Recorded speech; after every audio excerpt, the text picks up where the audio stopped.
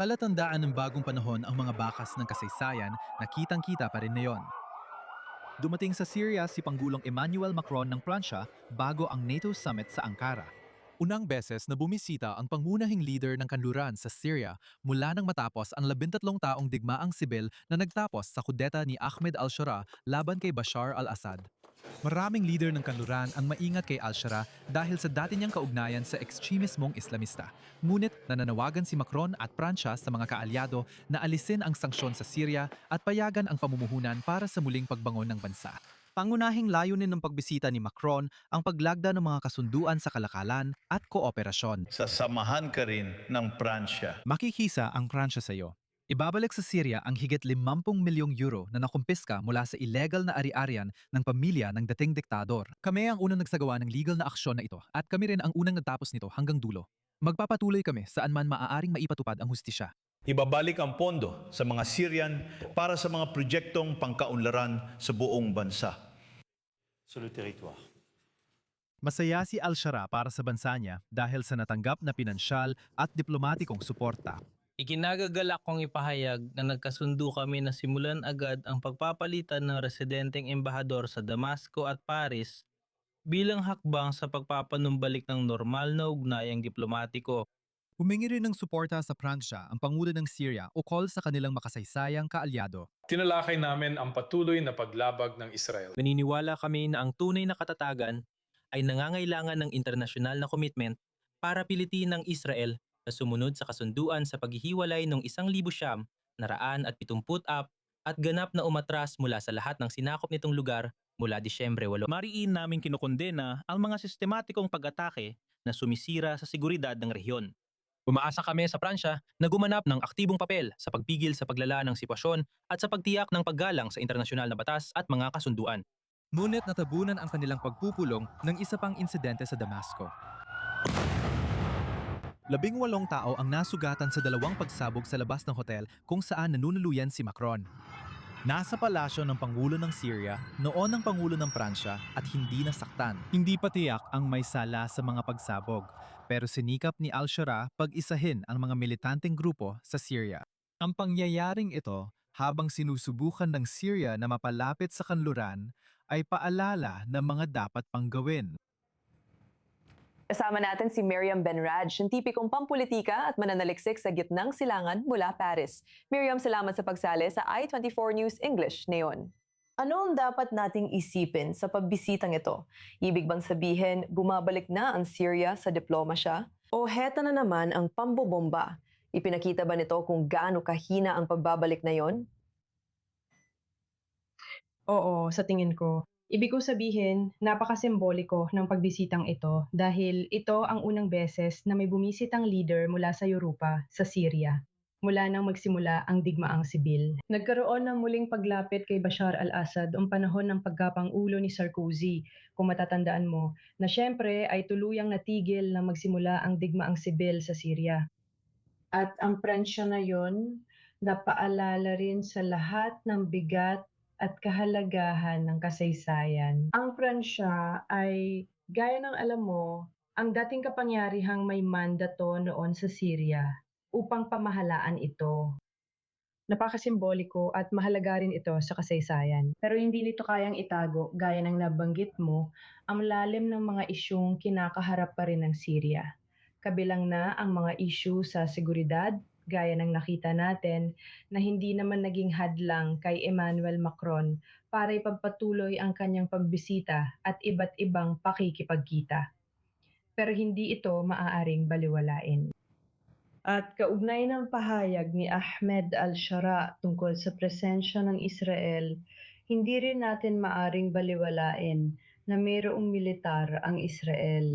Nakialam ang militar, gaya ng alam mo, para ipagtanggol ang komunidad ng Druze na direktang inatake ng mga puwersang konektado sa bagong pansamantalang gobyerno. Kaya ito ay hindi isang bagay na malulutas lang sa salita. Kailangan ng konkretong hakbang na gawin ng gobyernong ito. At syempre, kabilang na rin dito ang kalagayan ng mga minorya. Binanggit ko ang mga Druze. Maaari rin nating banggitin ang mga Kurds. Malinaw kung bakit kay Macron nakatingin si al-Shara sa pagbisita nito. Ayon sa palasyo ni LCC, may 58 milyong dolyar na nakumpiskan ari-ariya ng pamilya Assad na posibleng ibalik sa Syria matapos ang pagpupulong. Pero ano naman ang inaasahan ni Macron kay Shara sa pagbisitang ito?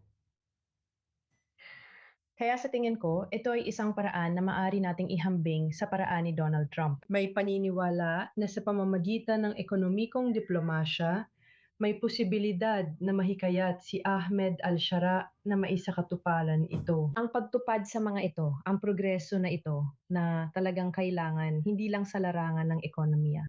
Pero may ideya na ang pag-unlad sa ekonomiya ay magbubukas ng pag-unlad sa politika, seguridad, at sa iba pa. At itulak din ang Syria patungo sa isang proseso ng kapayapaan kasama ang Israel, na sa tingin ko ay may kaugnayan din sa ilang aspeto. Pero sa totoo, wala pa akong nakikitang kanong pag-unlad sa programang ito. At hindi lang ito tungkol sa pag-alis ng mga parusa o pag-akit ng mga pandaigdigang institusyon tulad ng World Bank o IMF. Hindi lang ito tungkol sa pangangako sa US at France ng progreso at pag-akit ng malalaking kumpanya. Kailangan din ng malinaw na pananaw. Sa tingin ko, hindi pa natin ito nakita sa gobyernong ito. Hindi rin natin nakita ang malaking demokratikong pag-unlad. At gaya ng nabanggit ko, nakakabahala talaga ang kalagayan ng mga minorya. Ngayon, si Macron ay patungo sa NATO summit sa Turkey. Paano dadalhin ni Macron ang mga usaping ito mula Damascus papunta sa NATO summit? Paano kaya tatalakayin ang Syria doon?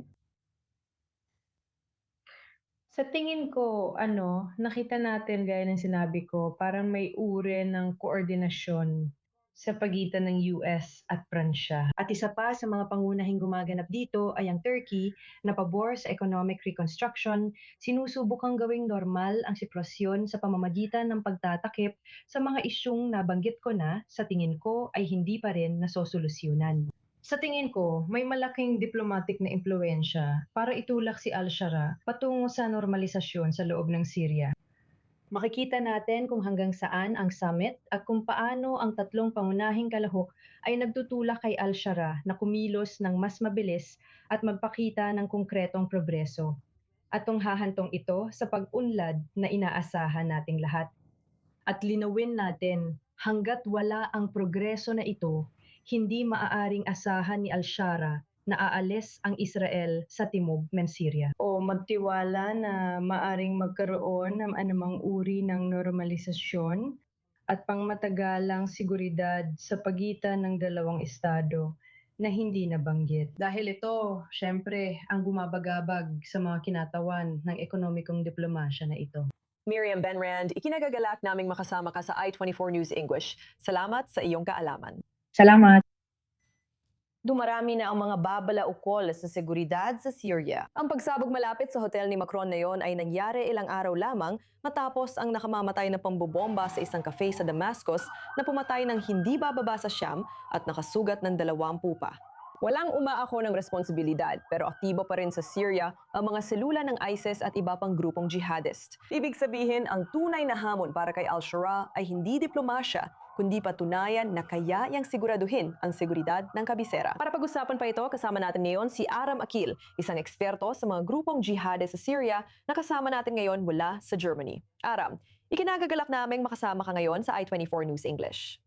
Sino ang nakikinabang sa pagpapahiya kay Bashar al-Assad habang bumimisita si Macron kung titignan ang mga eksena ngayon sa Damascus? Ang tinutukoy ba natin ay ISIS, taga-suporta ni Assad o karibal na grupo? Ano masasabi mo sa sitwasyon na yon?